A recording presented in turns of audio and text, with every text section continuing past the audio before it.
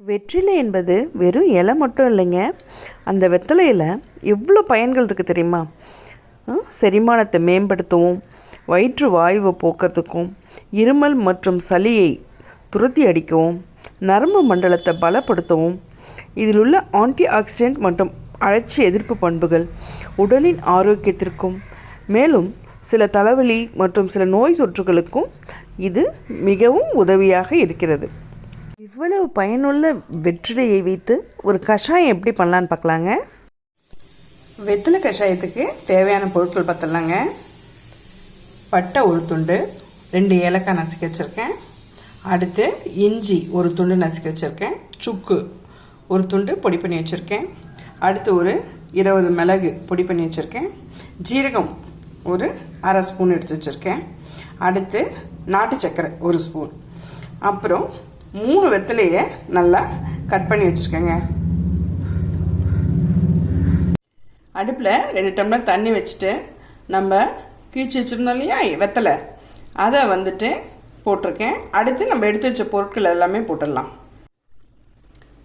ஏலக்காய், பட்டை,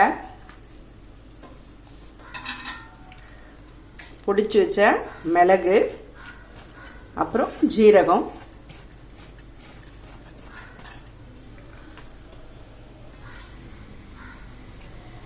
சுக்கு பொடி ஒரு ஸ்பூன், இஞ்சி,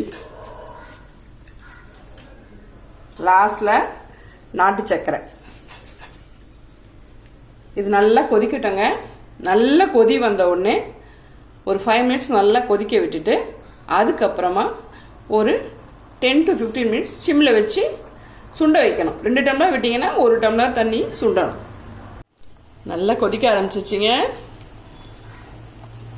5 மினிட்ஸ் ஆயிடுச்சு. இப்போ நம்ம சிம்மில் வச்சிடலாம். ஒரு 10 to 15 மினிட்ஸ் ஆனவுடனே நல்லா இஞ்சி, மிளகு, சுக்கு எல்லாத்தோடைய சாரமும் இறங்கி, வெத்தலையோட சாரம் இறங்கி ஒரு ஆஃபாக குறையணும். குறைஞ்ச பிறகு நம்ம எடுத்து குடிச்சிடலாம்.